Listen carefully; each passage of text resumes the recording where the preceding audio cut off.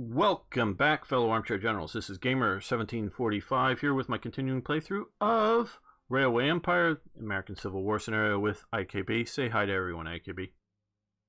Hi, everyone. Okay, so and he's going to be giving color commentary and suggestions to me as we play. But before we get into that, I wanted to show off some of the new things. The new DLC is out, so we have new options here.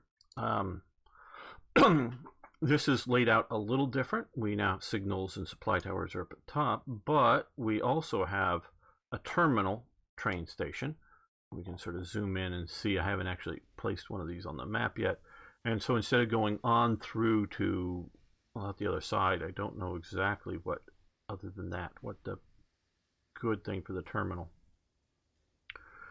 train station is, as opposed to just a regular large train station. We now have a warehouse, which we didn't have before. We had a big warehouse before, but now we have a warehouse. So that's a warehouse on the scale of our standard sort of train station. So that is useful. Signal controls, which I've yet to play, yet to use this either. And as you can see, this is, I think it needs to be in a city, not just, oh, well, no, it could be here, but I think we need higher tech or something as well. Or could we, you know, we could throw this in here. So I've yet to do this. And so it looks like it takes it from 4-way rails down to 2 to get through better signaling and controlling. So those are new to the game. And so that is basically the new stuff on buildings of railways, still standard sort of government type city buildings and industries. Well, there may be more industries that are unlocked at different times. That's some of the big changes with this DLC we have here. Okay. And they're also now putting highlights, I see, around places where we can build more factories. That's good to see that in cities, because sometimes I miss some of that. Okay, back to tasks. We need to deliver 12 loads of weapons to Knoxville and 12 loads to Jackson, which we are on our way to East Knoxville pretty quickly by 1863, and we're just at the start of 1860, by the end of 1863. So we're going through this pretty quickly. And so I don't think, other than breakdown, bad condition. Okay, looking for, oh, that could use, yeah, I think we will. That could use a, oh no, it already has a maintenance building, does it? Oh, it does have. Where? No, they're going places that have maintenance buildings, so I don't know why they have bad, well, that doesn't, but. It might be that they need more water and Yeah, maintenance towers. that could be. They have one there. Yeah, that's a good enough possibility. So we'll throw on. Don't want to clog up a junction, so we'll put it here. I don't know if it'll help them specifically, but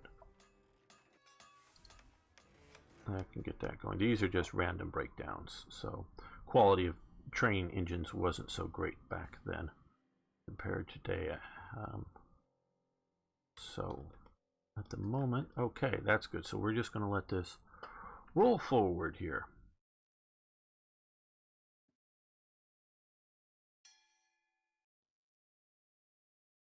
No, and hold on just a second. I want to, I know I should have done this before the start of the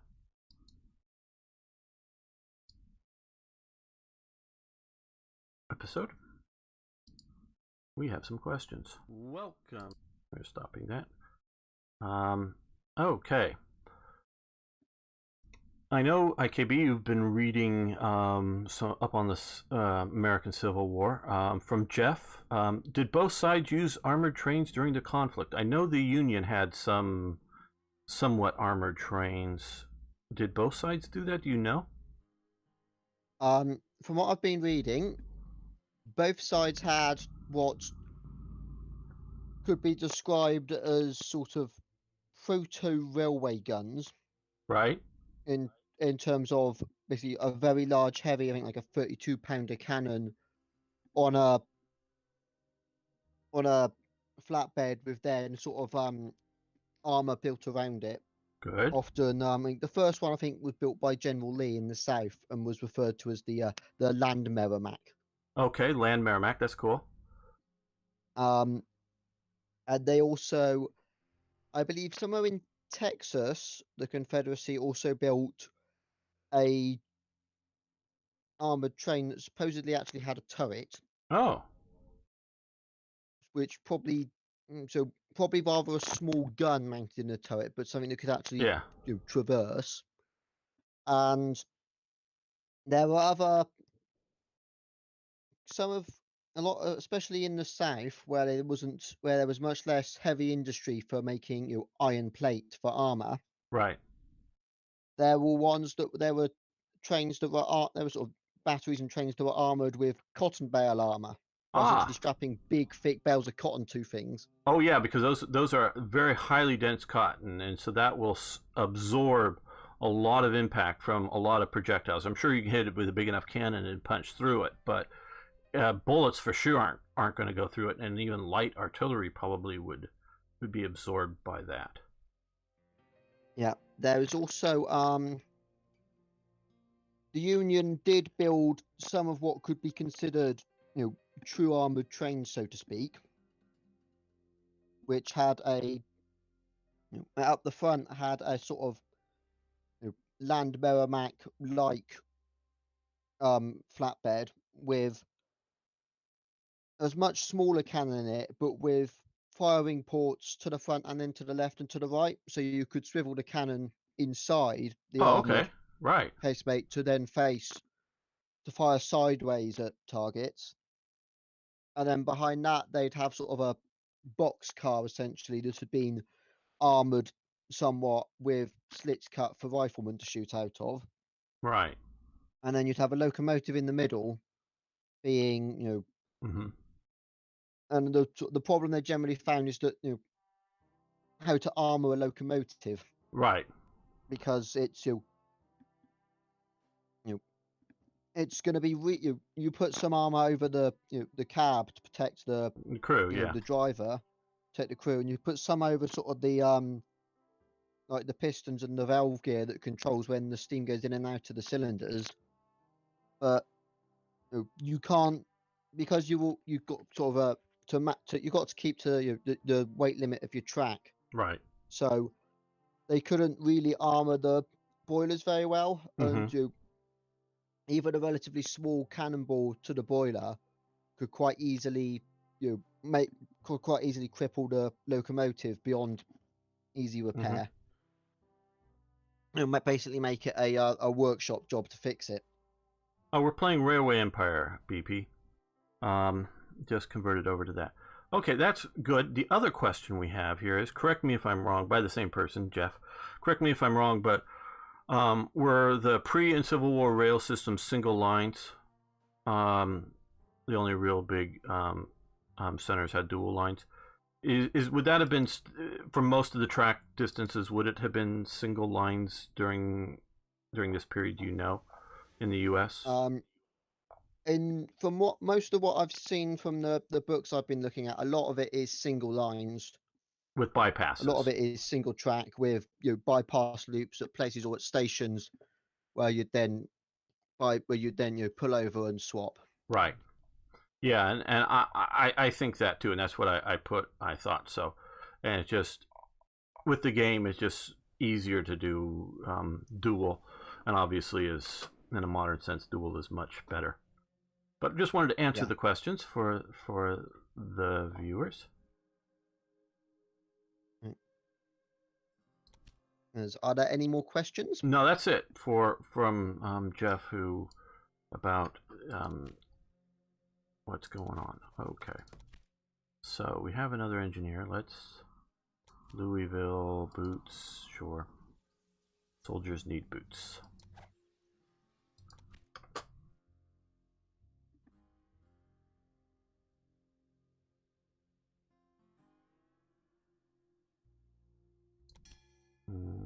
Task completed. Okay, we've got 12 loads of weapons to Knoxville, so to Jackson. Let's take a look. Okay, no, get over here. Let's get oriented a little more. Right. Okay, so we need to get weapons down to Jackson.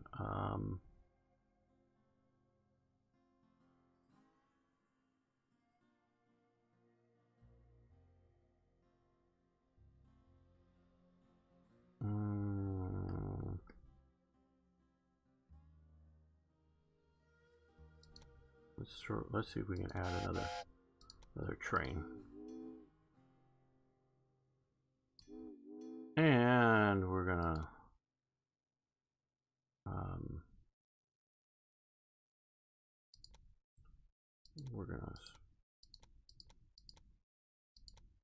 sort of force in arm shipments, and hopefully that isn't too heavy. We'll do the high-speed train. Only one running so far. And I think what we will also do is,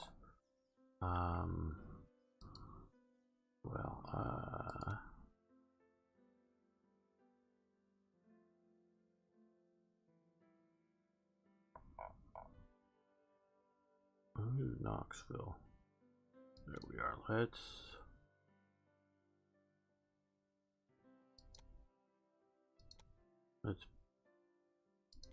I don't know if let's ban. We don't need it anymore, so we're gonna try to force all the weapons to Jackson.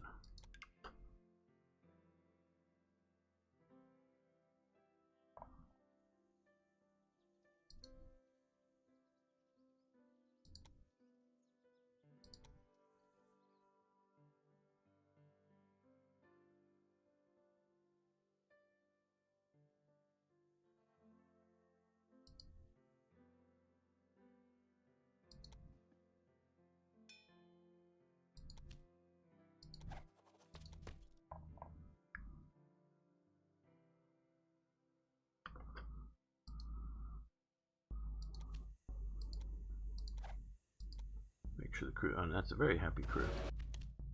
Okay, plantation, let's see, where is this? Out here, yeah, we'll see about buying it.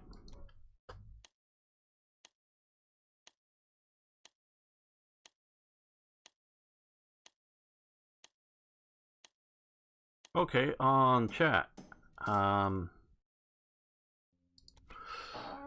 fast can a train during the Civil War period go on average? This includes top speed. Well, according to this game here, pause. We'll manage the trains here. We're looking at, this one is at 46 miles per hour. This is the Rensselaer. So this is, now we can also look, let's go into here. Not that IKB can't answer this as well. And he very rightly pointed out the trains with the bigger wheels go faster, bigger diameter wheels. So there we're looking at 46 and whatnot from this sort of time period. So is this about right to your understanding, IKB, for 30s, 40 miles an hour? From what I've been reading, right, locomotives in America at the time could get up to as fast as 60 miles per hour. right. But the limiting factor was the quality of the track. Okay. Which actually got your average speed down to sometimes around 25 or even 15 miles per hour. Oh, okay. Because there were some places where the track quality was just so low that that Right. was the best you could get. Because the real limiting factor for how fast your trains goes is much more to do with what can safely go along the line without falling off Okay. than actual power of your locomotive, so to speak. Because Right. even quite small locomotives can actually get up a fair knot of speed. It's whether the track is laid smoothly enough to be able to accommodate said speeds. Right. Now that makes sense. I wasn't thinking in those terms, but that does make a lot of sense.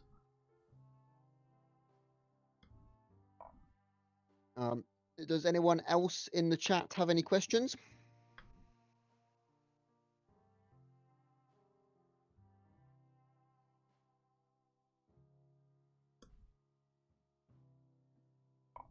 Okay, these guys will add a repair depot there. And that one has one there as well, so. Okay, Arno, Yeah. which country had the best train system at that period of time? Right. I'd have to say probably Great Britain did, because essentially we had invented the train. We had basically invented the modern railway, as it were. And in terms of sheer quantity of track, we probably had the most certainly the most dense by that time, because you basically had railway mania, where people would, almost like what Gamer was talking about earlier with investment bubbles. There were people funding, people were building railways left, right, and centre, all over Great Britain in the sort of mid to late Victorian period, and there were train, you would have some quite actually small towns having 2 or 3 stations from different companies that, and of course, because they're different companies, they wouldn't connect their Right. tracks up. So you'd have to change trains. You might have to get off one train, walk across town, and get on another, while dragging all your luggage with you. Right. I'm sure that And would be there was also similar problems with that in America for this time period for the Civil War. So I think it was Jackson or something had about 5 different train lines coming into it, with 5 different stations with no interconnection whatsoever.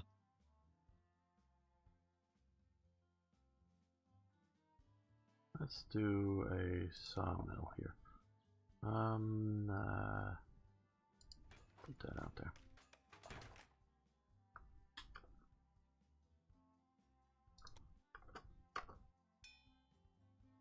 More security guards. We like security guards in wartime. They'll keep us from being attacked. Or hopefully help with that.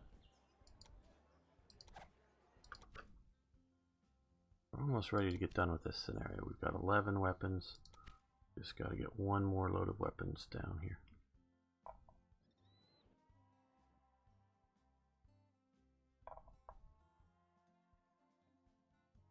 Oh, come on, build more weapons. Let me pause this. Probably should just slow this down. Okay, there we go. Big massive pile of weapons coming down.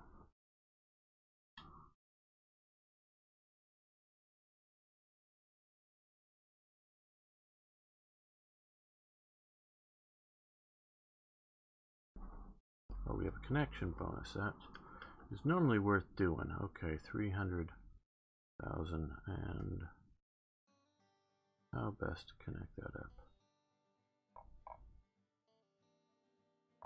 Well,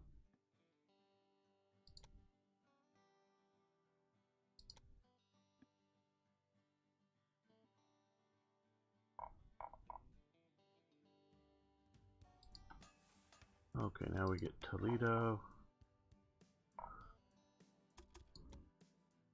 Okay, USA man. Ah, How much stronger is iron compared to steel in general? Well, how much stronger is steel compared to iron? It yeah. generally works out as is iron is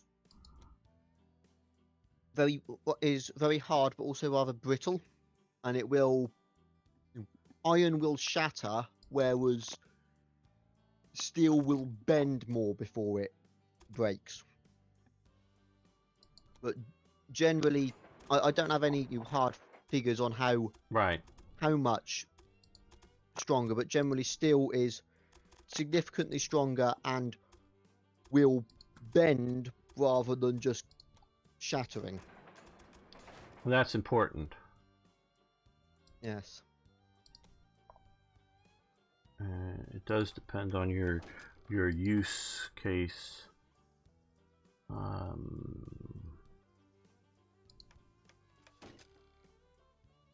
There we go. So now we got them connected for basically for free. So this guy has a lot of stuff that they may eventually need. But we could maybe connect those up later on. Let's run a few trains. One down to here to the big warehouse. And oh, it doesn't like, oh, I know what I forgot. The crossing points up here. There we go. Now that way they can set up the rail line. We'll go from here up to here. And we will do the dragon. It's going to be freight type hauling, and we will do a high-speed passenger type. Oh, why aren't we getting through to there?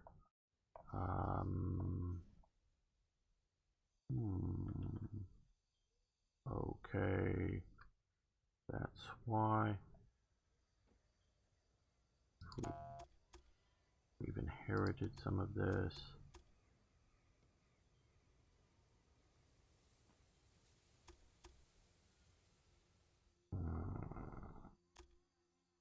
Let's do the trick I saw done. We're going to temporarily throw that on there. We're going to cancel that. We're going to connect that. That.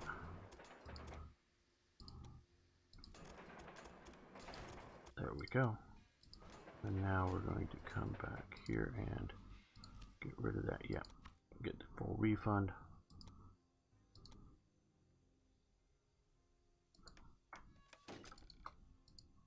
There we go. Now we should be able to run a train from here to here. And we're going to do the fast passenger type train.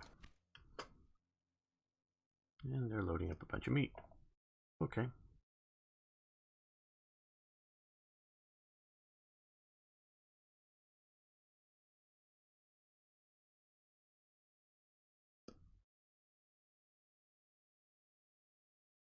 Now, if you're loading, yeah. If you're loading meat, then you want it to be a fast train because you want it to get to where it's going before it spoils.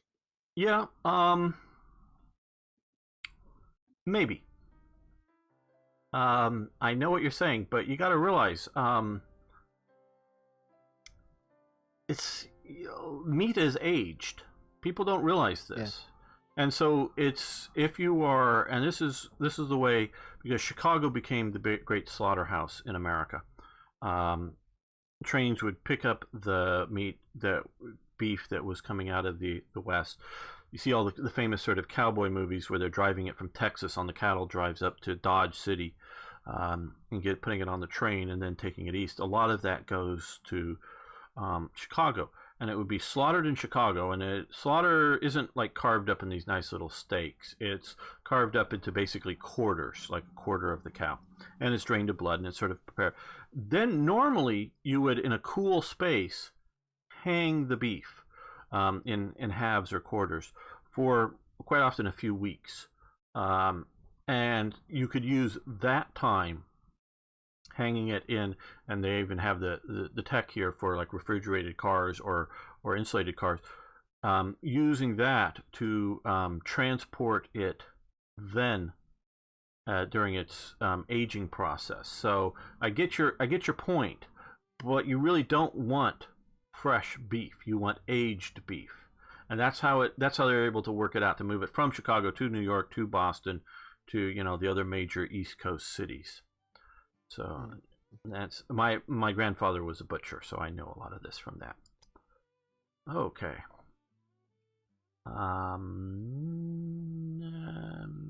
Yeah, we got the money. We'll bid on this. I don't think anybody's going to bid against this. I don't know if we're going to put it into our rail network like we should to get the cattle to the station. It may become important in later scenarios. Now, one thing I don't know here, and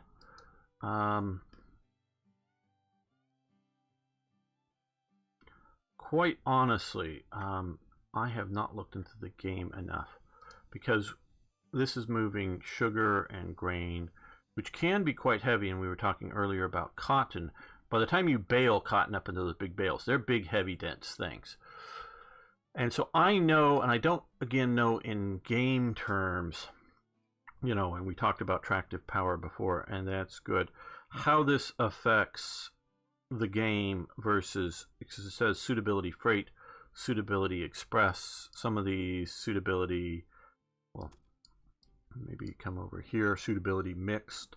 And I'm sure it matters with the tractive power if we start going up and down grades a lot more, but in game terms, not real life. I'm not talking in real life, I'm talking in game terms. I don't know how much having a bunch of beef on a fast train is it handling. May not be a problem at all either. I don't know for cargo types, versus moving, again from game terms, moving loads of, where are they, iron, kind of things like that. That would be obviously a heavy cargo type. So I don't know what it's affecting versus passengers and mail and that kind of thing.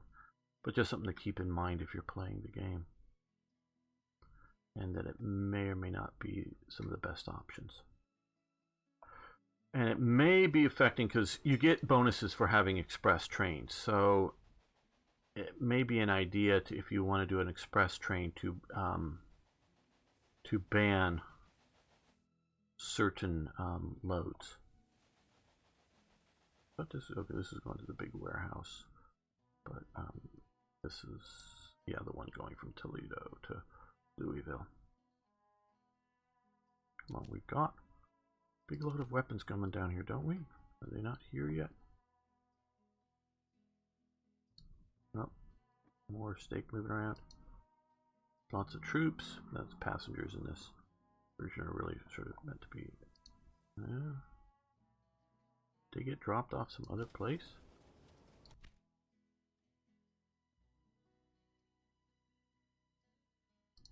Oh, there they are.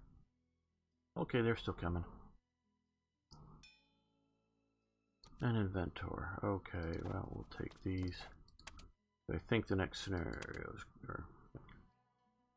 Yeah, we've got that. That'll get us many more points. So let's research points.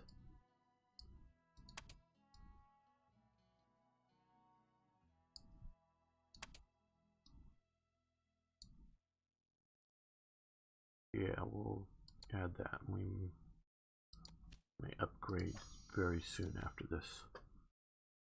The better engine type. Well, in fact, let's do this right here for him. We're moving from a 38 mile an hour engine to a 43 as a base, at least base rating. They switch this up. For tractive power, it's going down. But I think for what we're doing, it isn't a problem.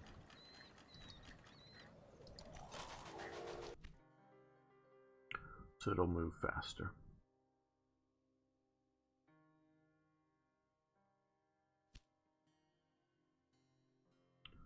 Yeah, we'll pay that. Oh, we had a robbery. Oh, good. Bandits tried to take over the Chicago to Jacksonville. Luckily, a guard was on board. That is, in this scenario, there's a lot more of these going on than I see normally, and that's representing a Confederate raid on our trains. And that would have really messed up our delivery of weapons if we didn't have a guard on board.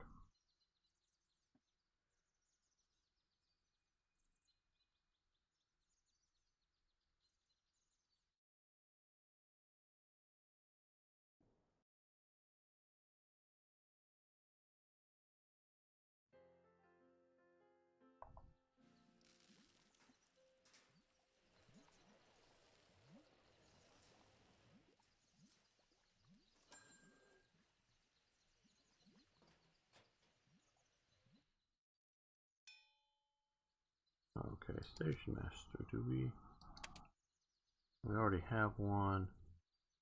Same basic quality, so we won't change. Wasn't that all? 12 jet. Oh, I'm looking at the wrong train. This one's still coming. I was looking at another train that was delivering stuff. Okay. There we are.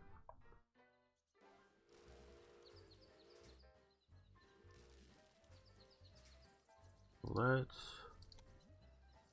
just because we're trying to speed this along. No, the other track. There we go.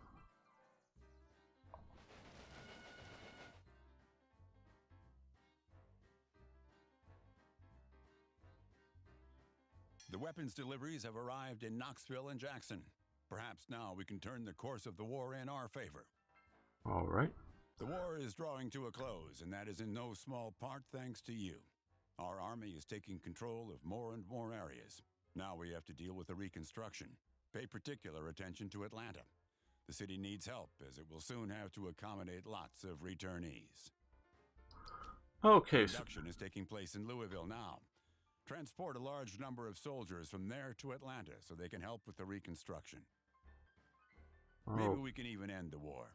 To do so, we'll have to transport troops and goods efficiently. Then the southern states will see that fighting is futile. All right. Okay, so we need to transport 3,000 passengers from Louisville to Atlanta without stopping and reach a population of 60,000 in Atlanta. So that would be here. And we can grow that town, which will hopefully attract more troops. But notice this, we now own the Confederate railways without any cars. So we want to come from Louisville, it said, without stopping. So I guess Knoxville to Atlanta is where we want to look at that. So, and we have a little bit of a hill in the way, but not too bad. No, I want to start on the other side.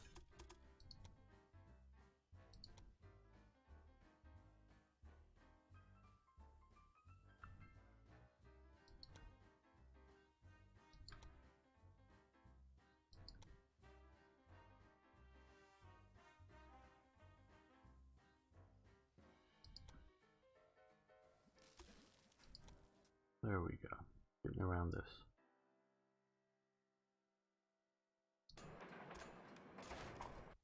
Now we'll do a parallel track.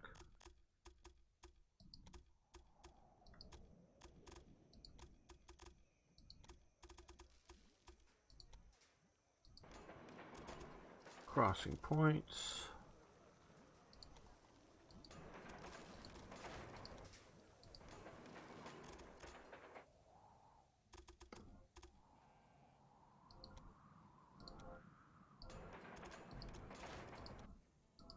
And keep things, oh, this should have another track, or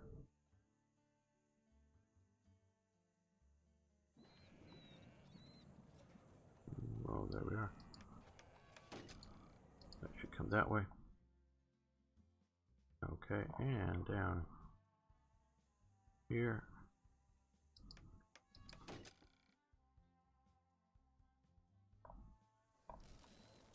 Specify the directions. We will put a water station in the middle. Okay, that should keep things going. And just make sure I am right. Yeah, Louisville. So we want to get people down here. Well, we have lots of cotton, wheat. I want clay. Okay, I think we're gonna do a weaving factory down here. Let's throw that out there. And another trick is to come over for city buildings, and we want to get an attraction here that will get more passengers, and it's not big enough to take it. Okay. So it needs to grow bigger before we can throw in an attraction. But mentioning all of that, so what we're going to do here now, I think would be best. Oh no, let's straight to here. Now we're going to have them come up to here on the way back.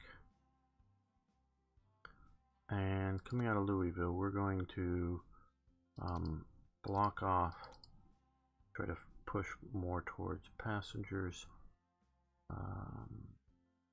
Can we use that? No, it's this track. Yeah, that's suitable. Track level usage, okay, that's pretty low, so that'll be just fine. Okay, so we'll get that kicked off. We're going to use Rensselaer, a conductor. That one will help with passengers. And since the war, I think, is still going on, we'll also throw on a security guard. Do they like each other? Yes, good. Okay, so that we will do that and kick that off. But we're also going to do that 4 times, or a total of 4 of them.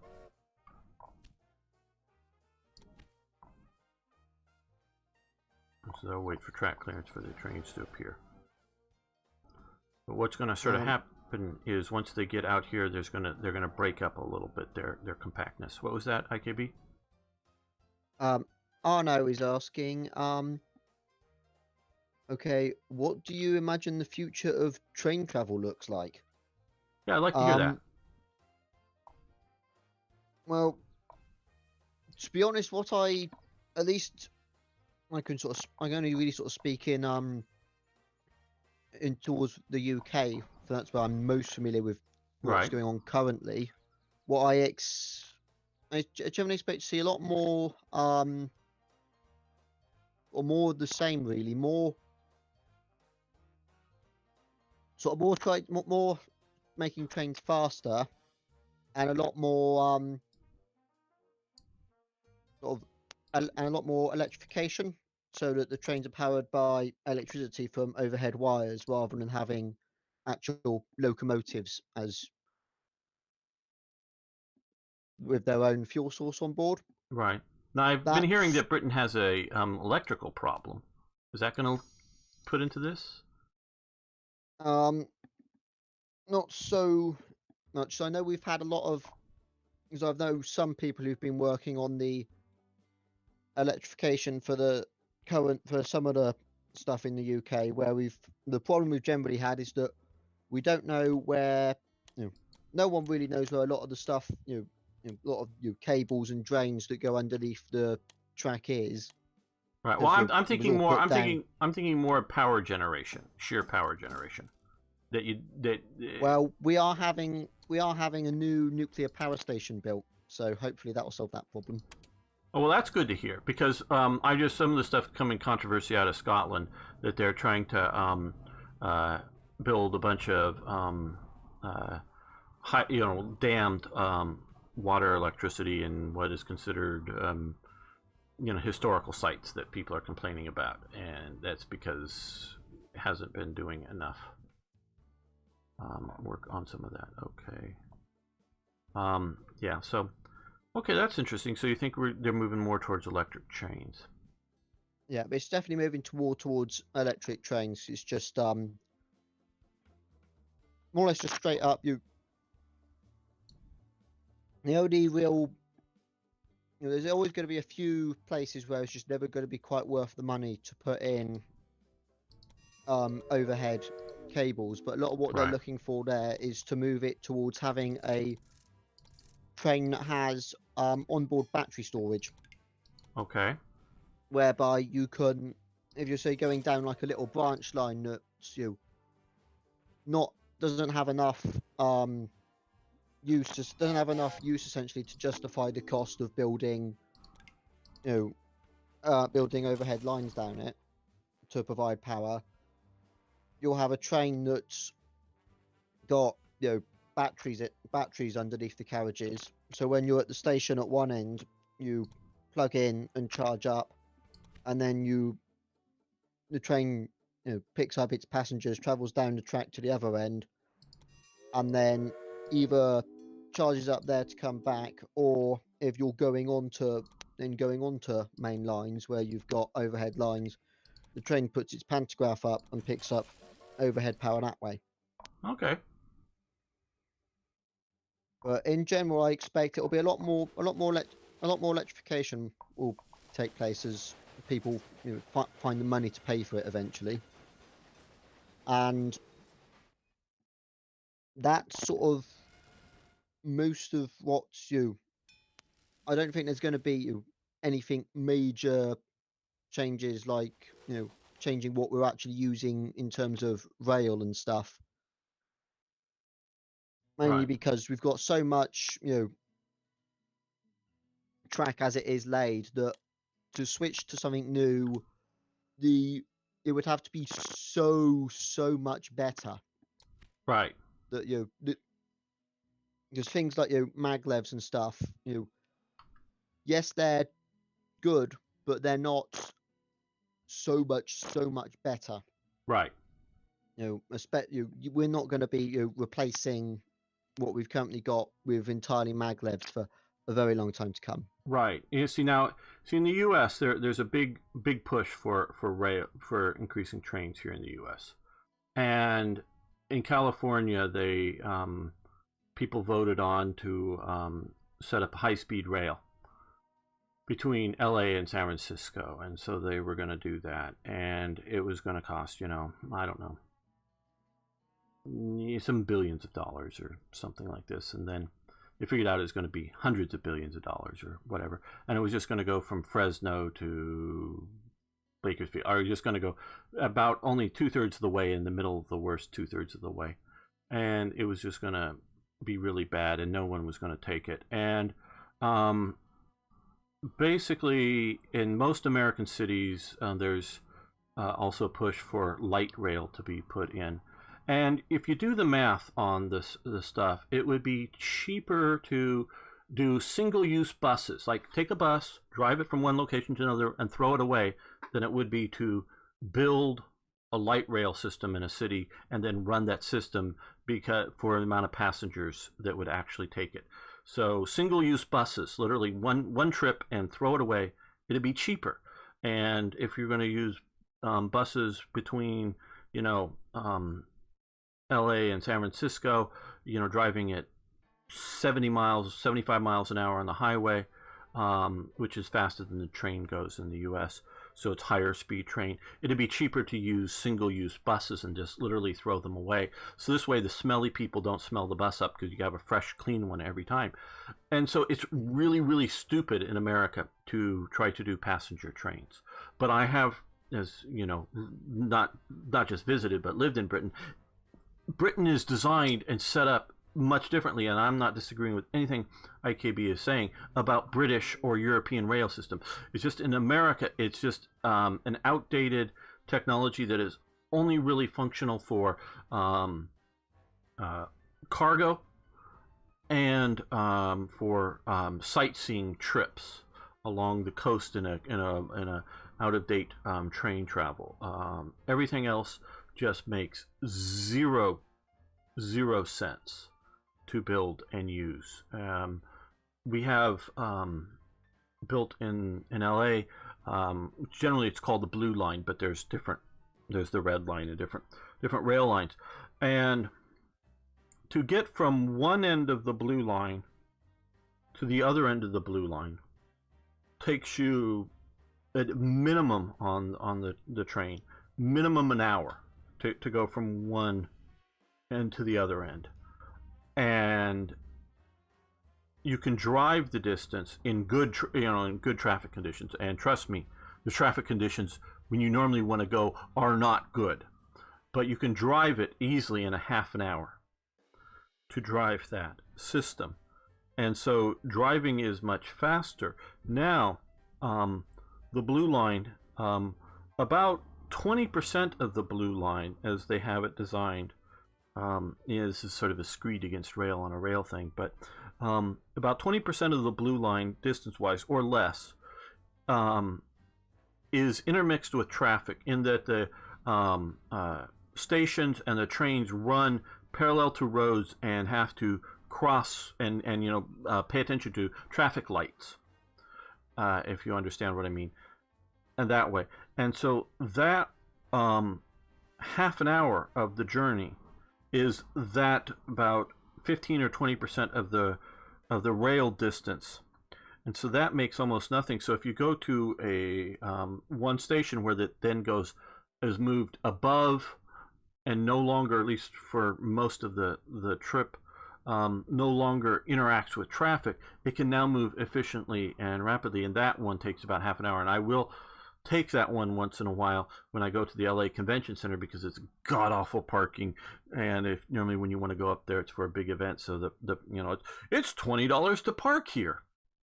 Really? $20? Okay. And you can get it, so you might as well just take the train in. So for specific use it works, but the overall expense that they're dumping into it and their design decisions just really make no practical sense to take something that's slower than the bus, having the city bus pass the that runs parallel to the train system, is just really, really stupid to build and do that. So city planners make bad choices at times just to get this dream of European rail in America, which just doesn't want to work well. Yeah, I think part of the issue with America is generally that you're just so big. Yes. Your entire country is just so large that flying makes much more sense. Oh yes. Oh yeah. Flying. The only reason it's difficult to fly nowadays from LA to San Francisco is about literally of the time it takes to go from one to the other. At least half, if not more than half the time, is dealing with security in the airports nowadays. Yeah.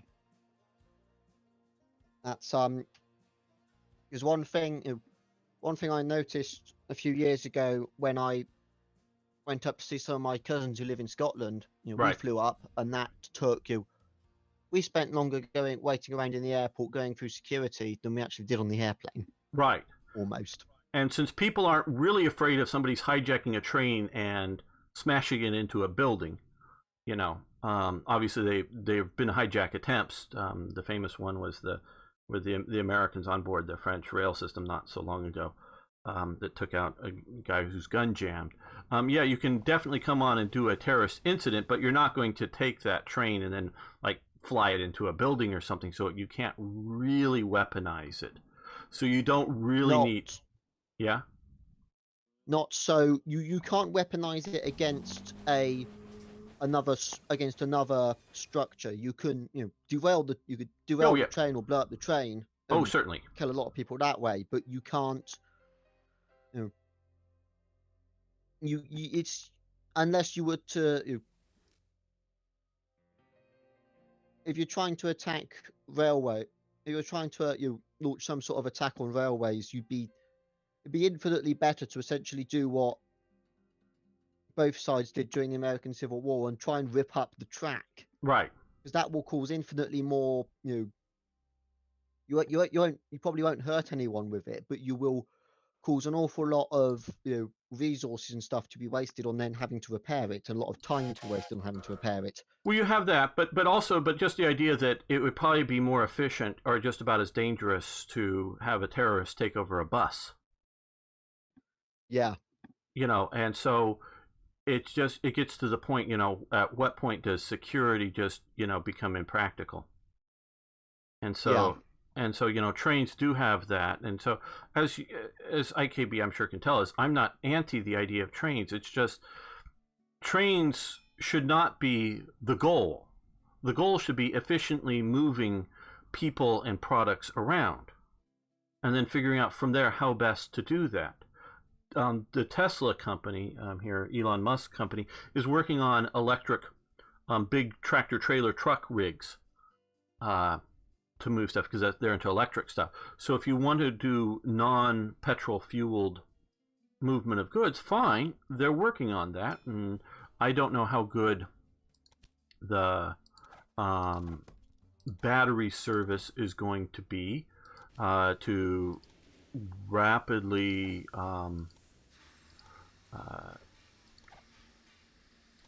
recharge the batteries, or swap batteries out and that type of thing on our road system, versus just simply fueling up a car or a truck with petrol, of whether diesel or standard petrol or whatever. So I don't know how good that's going to be a solution, but it's definitely, if you want to do that, that's fine, and I'm not going to argue against it. The idea of doing that type of thing, but I'm going to argue against just the idea that, we need trains for trains' sake. Yeah, you need to there's one thing when you mentioned about that bit about the train running sort of parallel and having to cross the roads. Right. Does the train have right of way? No. Always? No, it has. That's your problem then. Yeah, absolutely. No, it's absolutely, it's up Long Beach Boulevard. They put it in the center of the road, so road goes parallel in the opposite directions on either side of it, and so every time it meets a standard crossing road, and it's very grid city, sort of Roman style grid city, not like what you have mostly in England. So it's done that way. So it has to stop at every one of those traffic lights as the standard traffic lights happen, and it has no right of way, and so it's spending a lot of time doing that, and it has to stop at a bunch of stations to pick people up and let passengers off. So it is so slow. So I used to have an office right at the one stop from the actual terminal of the Blue Line, and so periodically we go to trade shows up at the LA Trade Center. So I would get in my car and drive up to the station where it leaves the intermixing of the road. It does up in LA have a couple of situations where, just to get in amongst the buildings and things, it does sort of have to again go in for brief times, not the main distances, but interact with traffic again. But this is every single every block or so, it has to deal with they're longish blocks, but have to deal with cross traffic, as well as stopping at the stations, and giving it a safe enough time for people to get on and get off and all of that. And so it's just horrid. So I would drive up, and they're smart enough, they realized they made a multi-story parking structure that's free parking, with the idea to get people to drive to it, leave their car, and then use that to commute into downtown LA. So if you had a stop near enough to the one of the rail stops, you could get there, walk to your thing if you're going to just be in your office all day, and then turn around and come home. And so it's not entirely a bad idea, but the amount of money that they're spending on it and the actual number of passengers handled, it just really doesn't solve anything. And it would have been better to do a lot more commuter buses to try to if you just simply want to reduce the number of cars on the road, to have some big bus stations like that, and you know, take a car, get to the big bus station, and just you can get on, and then, you know, put your headphones on and get on your tablet or your cell phone, and, you know, just zone out until you get to where you need to go, would have been cheaper to doing that and alleviate the traffic as much or more than spending all the money on these lines. Because in the UK and probably all of Europe as well, whether it's, you know, a regular railway crossing a road, or if it's sort of light rail like trams and stuff, the rail always has right of way no matter what. Right. So it's like, you know, when it comes to like a level crossing, you know, the Right. cars stop for the train, not the other way around. But do remember, this is LA we're talking about. Cars are you know, are God, are you know, the reason for being. So you know, you it's sort of like saying, well, yeah, the one thing you want to live for is having a really cool car. That's going to have to wait for a train. No, it just politically impossible. Okay, Arnaud wants a ride along, so we will do that because we're mostly just talking here. So let's go with this and see how this is going to flow. Waiting for track clearance. This is not the best design. Where are we? Okay. Okay. Looks like we're maybe having a bit of a jam up here. Let's pull out. We're waiting for that. This is, well, let's. You might want to put in some more signals to break the track up into some more sections. Yeah.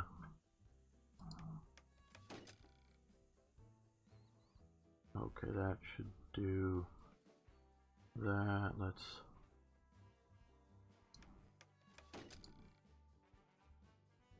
Okay.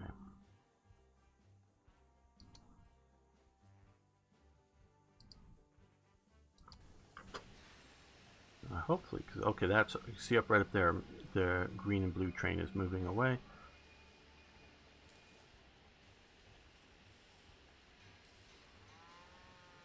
We can blow the whistle. There we go.